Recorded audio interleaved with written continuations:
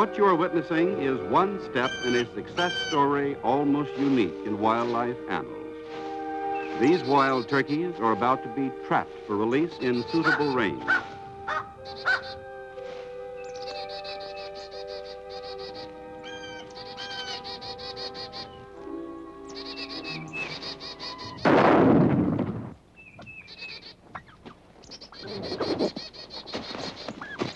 A mere 20 years ago, it was believed that the wild turkey was doomed to the twilight world of gradual decline and extinction, as happened to so many other wild creatures in our short history. But the wild turkey has made a dramatic comeback, and today its future looks bright. This return is a triumph of game management. But more than that, it is a saga of successful cooperation between conservation agencies and ordinary citizens with the will that this king of game birds should not perish.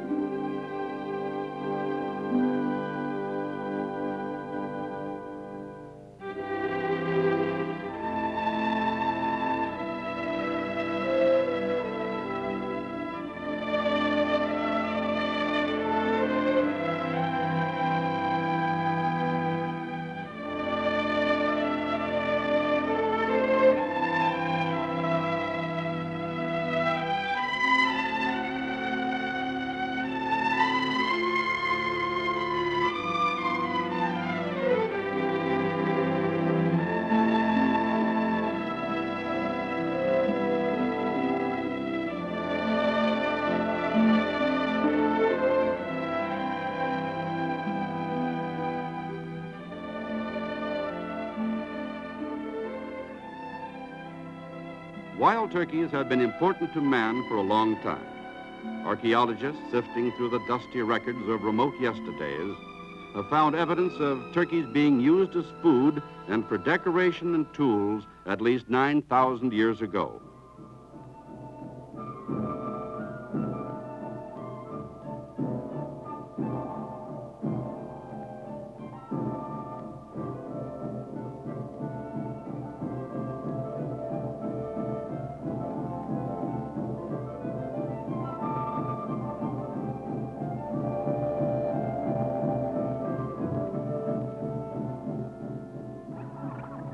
Wild turkeys were first domesticated by American Indians many centuries ago. Such turkeys were taken to the Old World by the Spanish, and from this source came our present domestic strains.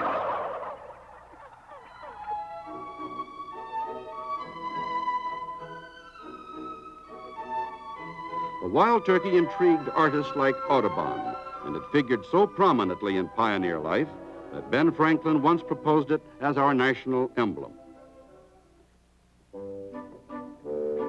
Up until the late 1800s, wild game was a staple item in the diet of both country and city folks. It was so plentiful, it was brought to the market by the wagon load. Yesterday's housewife had a wide selection of wild meats for the table. Market hunters supplied all sorts of game for the city markets.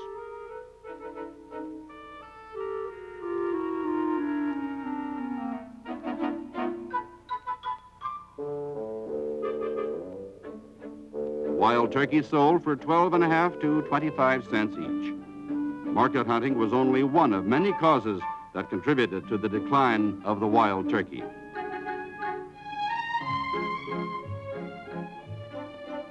But though turkey numbers declined for many decades, modern management techniques have brought them back to a point where they may once more be safely hunted.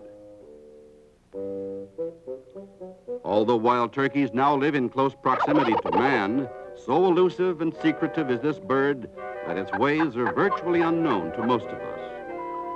Let's take a closer look at this dweller in our woodlands. The wild turkey's year begins in early spring. Now in the warm weather, the gobblers are attracted to areas frequented by hens. The boundaries of these areas are limited by the whims and fancies of the hens as they move about to feed. The tom actually defends the group rather than a particular piece of ground. An intruding gobbler moves in on the harem and challenges the sultan.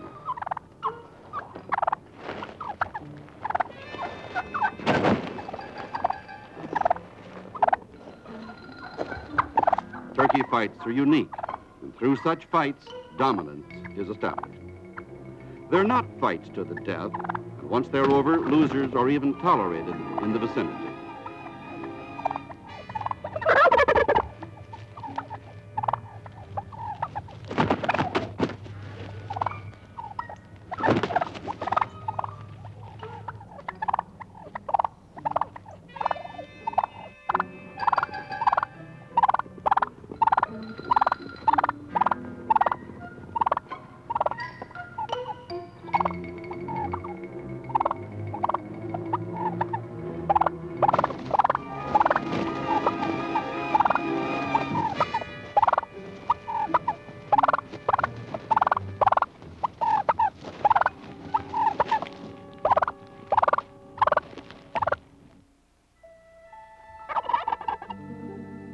As spring's green fire touches the hillsides, displaying by the toms is in full swing, set off by responses to increasing day length.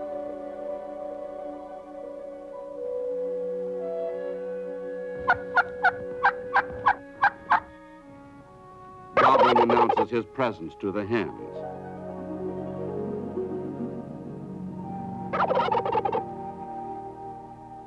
Strutting and gobbling are most vigorous in early morning, but may continue for a longer period each day as the mating season progresses.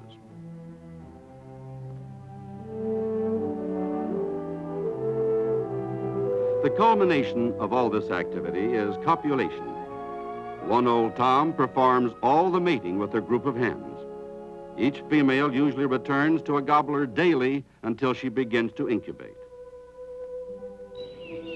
The placid behavior of the hen at this time gives no clue to the complex hormonal changes at work as nature prepares her for the task of nesting and raising her young.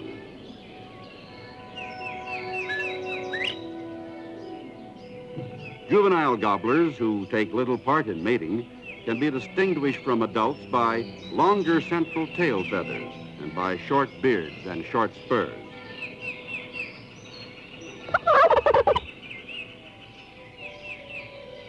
Throughout the early spring, adult gobblers continue their gobbling and strutting as long as hens are interested, then gradually cease and go their way either alone or in small groups.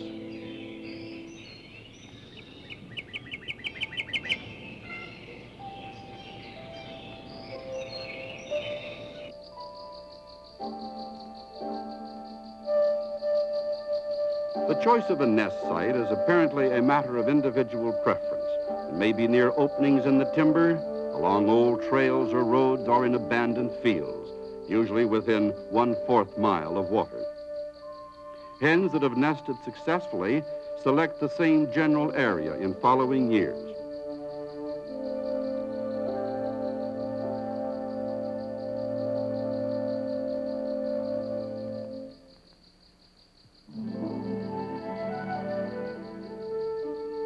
It took about 2 weeks to accumulate her clutch of 11 to 14 eggs.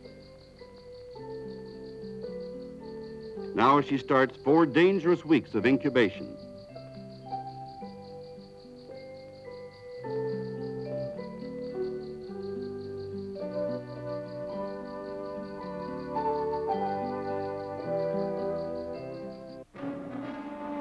The nesting hen is extremely vulnerable to disasters at this time. Spring wildfires are one example.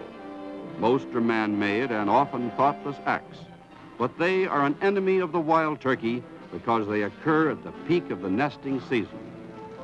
Fire is likewise a menace to new plant growth and to many wild creatures.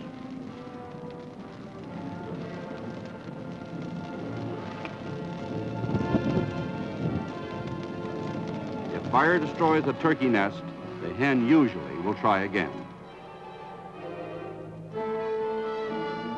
The long, hard fights of both state and federal conservation agencies to control indiscriminate burning have been an important factor in restoring wild turkey habitat. Ground nesting birds can be beset by other hazards. A hen must feed sometime, and while she is away, a passing snake may prey on the unguarded eggs. Other nest predators include dogs, free-ranging hogs, skunks, raccoons, and possibly crows.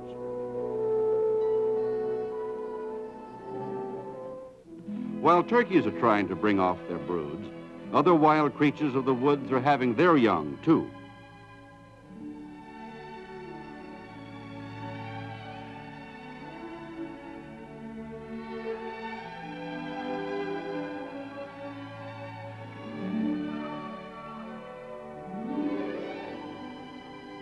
Our turkey hen is nervously aware of something going on in the nest beneath her.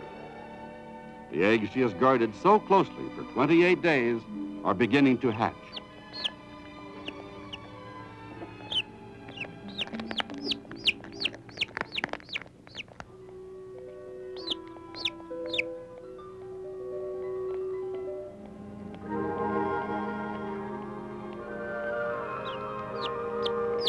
Hatching requires a great deal of energy.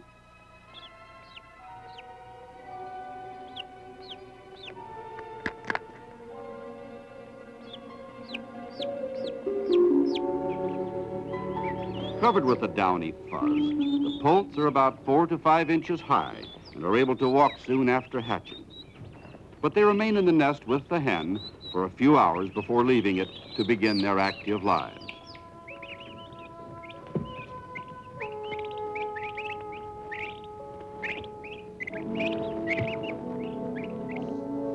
Summer moves swiftly along. Cone flowers sway in the glade that will provide insect nourishment for the growing turkey poults. Other woodland birds are busy with their own feeding and rearing problems.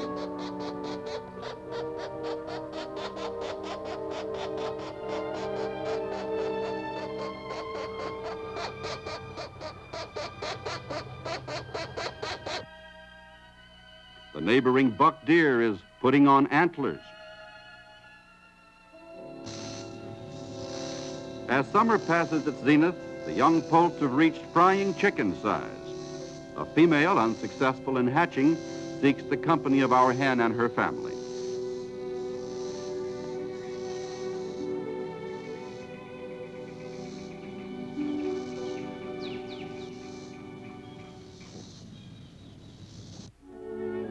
Poults quickly learn that big owls eat little turkeys.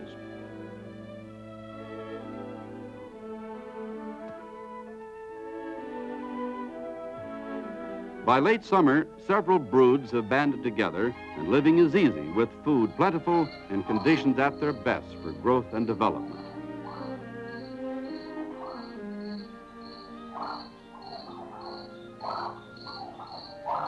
The poults, now 16 weeks of age, take on the bluish head coloring of the adult hen.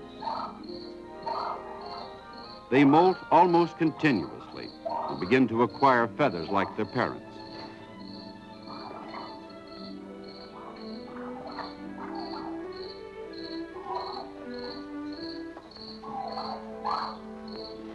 But the poults still rely on the alert eyes of their mother.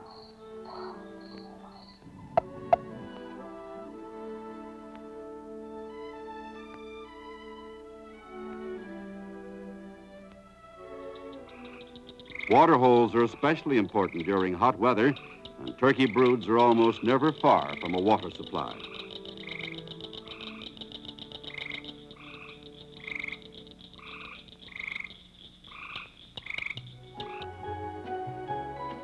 Acorns are a staff of life for woodland creatures.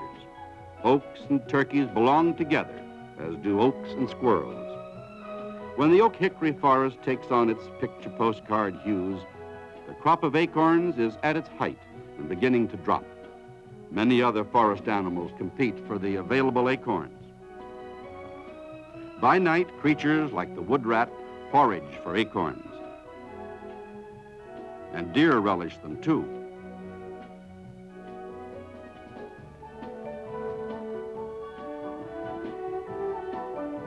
By day, even small birds like quail scratch for them. All these depend upon acorns. And should the nut crop fail in any given area, many animals will suffer. With fall, turkeys band into flocks. Adult gobblers have their own all-male group.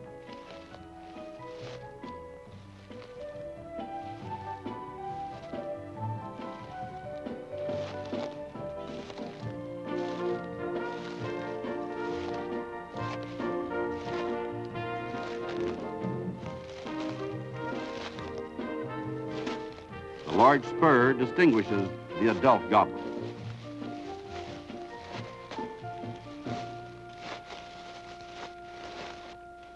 It's easy to understand Ben Franklin's beguilement with the wild turkey when you see the beauty and majesty of an old tom.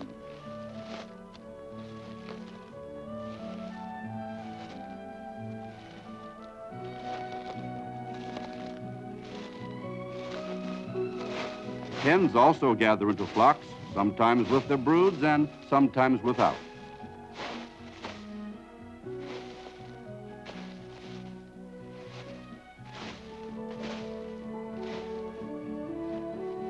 During severe cold weather, individual flocks may gang together temporarily. A flock of turkeys is more than a chance gathering of a group of birds.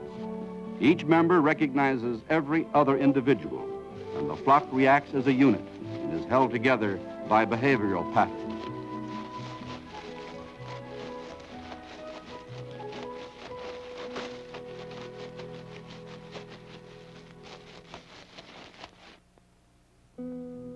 Turkeys roost in trees all year, but rarely spend 2 successive nights in the same roost.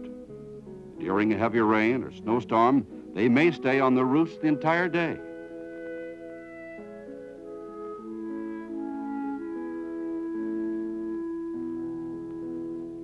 Although wild turkeys have few natural enemies, once they're grown, man must be listed as one of them.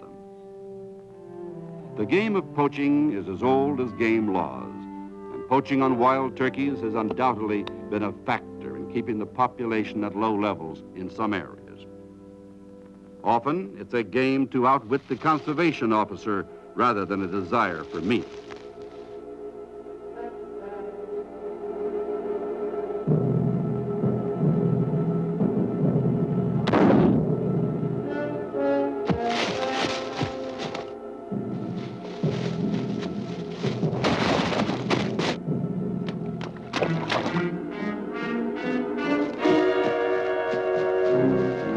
Fortunately for the turkey, attitudes against poaching of turkeys have strengthened in the last 2 decades. The best preventative against poaching depends upon cooperation of people in the community who appreciate the values of wildlife on their land and let their enforcement officials know that they want vigorous action. The conservation officer is the front line protection of wildlife.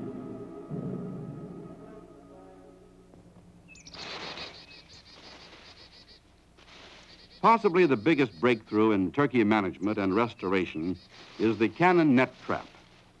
Originally designed for capturing waterfowl, the cannon net is used by turkey workers for trapping large numbers of birds for study and restocking.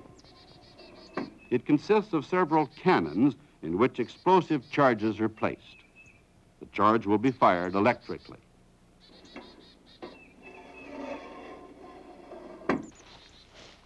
Nets are arranged, tied to weighted projectiles, and hidden.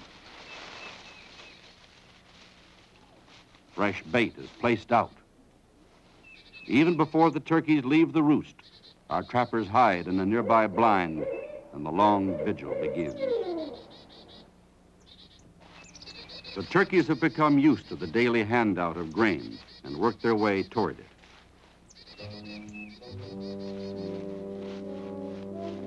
Previously marked birds are especially valuable because they will provide information on such things as general health, movements, and habitat preferences.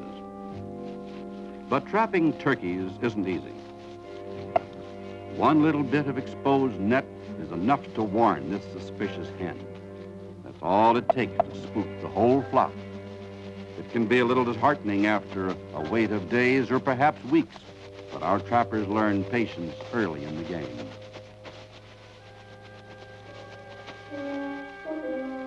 Today it looks like they're coming back. They weren't as frightened as we thought.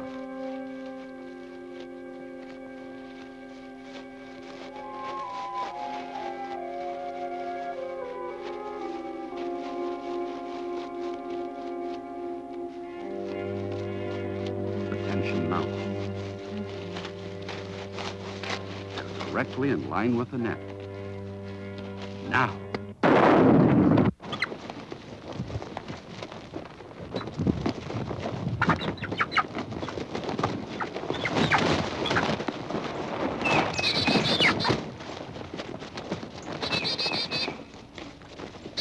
Trapping provides all sorts of information. Birds of known age, like this tagged hen, show a rate of growth and lifespan. Adult hens weigh from 8 to 12 pounds, and gobblers from 15 to 22. Although turkeys may live as long as 8 years in the wild, the average lifespan of gobblers is about 1.5 years. Females live slightly longer. Wing-tagged birds permit identification at a distance. In a year's time, males may range over 2 square miles, and hens use a slightly larger area. Among adult hens, about 4% have beards like this one. Flight feathers of adults are barred throughout and have rounded tips. Flight feathers of juveniles lack barring at the tip and are pointed.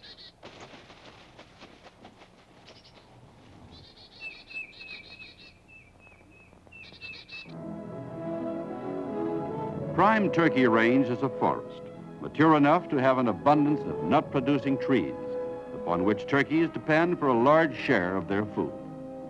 It is interspersed with old fields or other openings, which allow annual plants to grow and provide insect food needed by the young. Obviously, logging an area as it was practiced around the turn of the century and the subsequent land use was harmful to turkey range. Any indiscriminate removal of trees is bound to be detrimental to a creature dependent on nuts and acorns. Although modern timber management need not be detrimental, some practices are. Extensive plantations of uniform stands of pine deprive turkeys of a suitable environment. And cutting that is practiced in making commercial charcoal can be destructive to turkey habitat. It eliminates many food sources of turkeys as well as protective cover.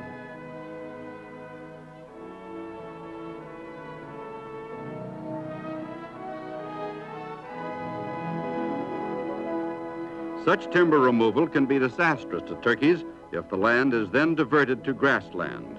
It means that turkeys can never come back in that area.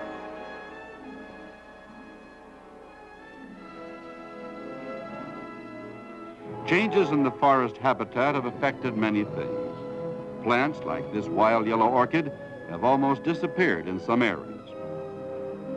And woodland creatures like the ruffed grouse have led a perilous existence.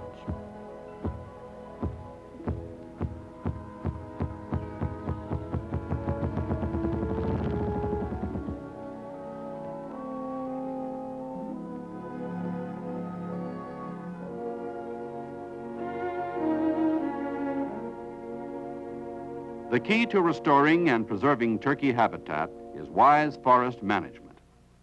But even with fire protection, areas that have been logged may take 30 or more years to again be productive for turkeys. The landowner and the forester can be valuable allies of the wild turkey. Undesirable trees are marked for culling.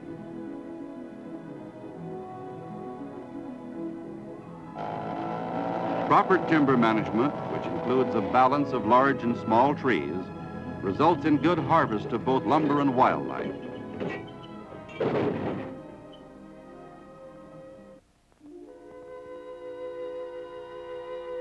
With winter comes snow.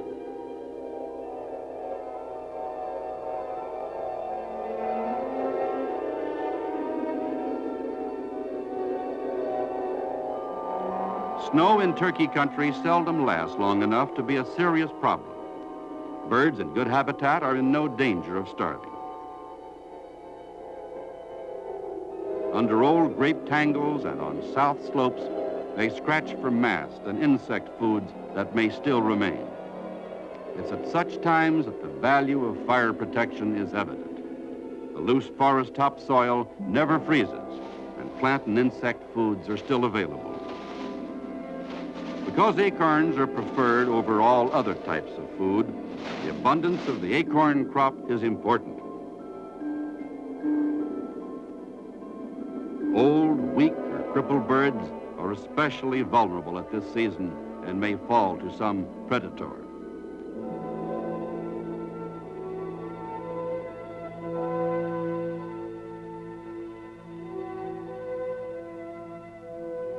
The colder the night, the higher turkeys roost. But other creatures are abroad. A bobcat may occasionally surprise and kill a turkey, although nowhere in turkey range are bobcats a major threat.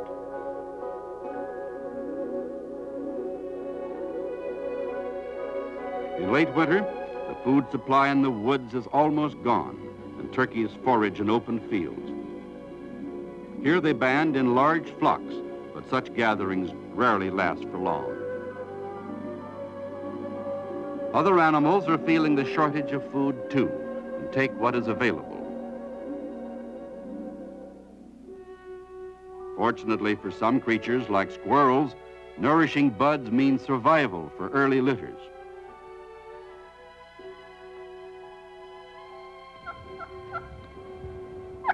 As quickly as grim winter relinquishes its grip on the land, the age-old ritual of courtship starts once more.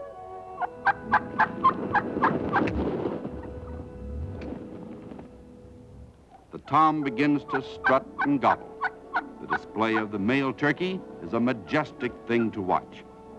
It so impressed the southeastern Indians that their greatest challenge to an enemy was to imitate the strutting turkey gobbler.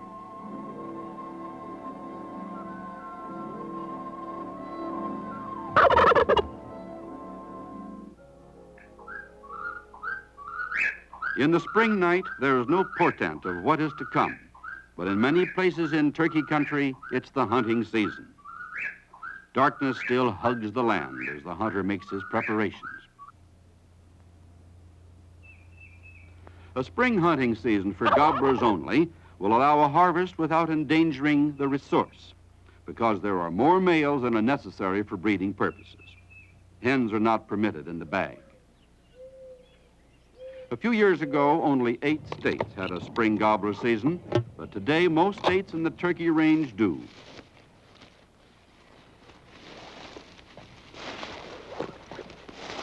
Good concealment is a must if you hope to bag a gobbler.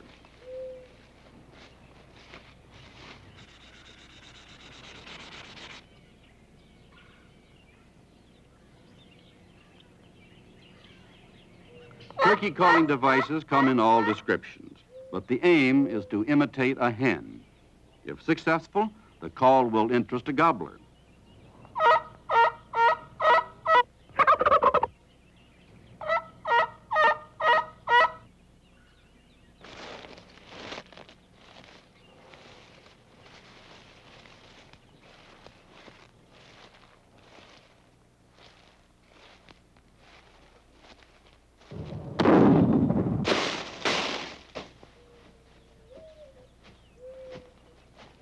Success didn't happen accidentally. This hunter scouted the area thoroughly. His keen observation revealed turkey sign like the telltale scratchings. He located roosting areas by listening for gobbling.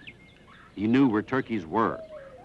The only things remaining were to perfect his calling technique and use concealment effectively from the wariest creature in North America. No wonder he's proud. Boy, oh boy, you're a lucky guy. Conservation agencies maintain a careful watch on the turkey harvest through checking stations where information can be gathered. It is here that previous research can be checked and additional data gathered to evaluate the effects of hunting on the flock.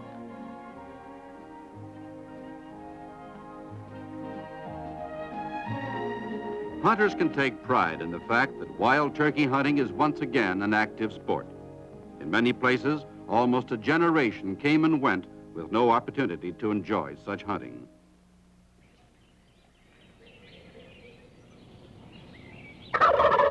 A lot of credit for present-day hunting must go to conservation agencies which found ways of successfully trapping and moving wild birds so that suitable habitat could be restocked.